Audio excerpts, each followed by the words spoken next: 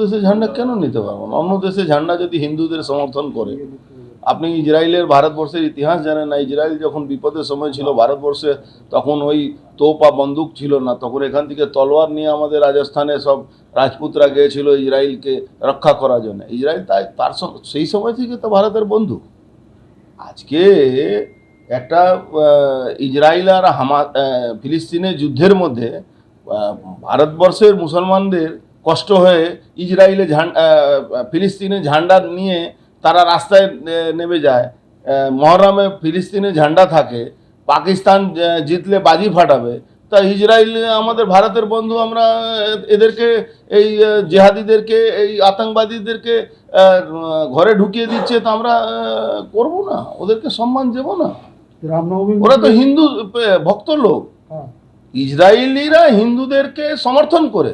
হিন্দুদের সনাতনীদের উপরে আঙুল দিও না, নালে ভারতবর্ষের সনাতনী তো আছেই, যে তোমাদের সব থেকে বড় দুশ্মন, যে তোমাদেরকে ঠান্ডা করে রেখেছে, সেও আমাদের বন্ধু আছে।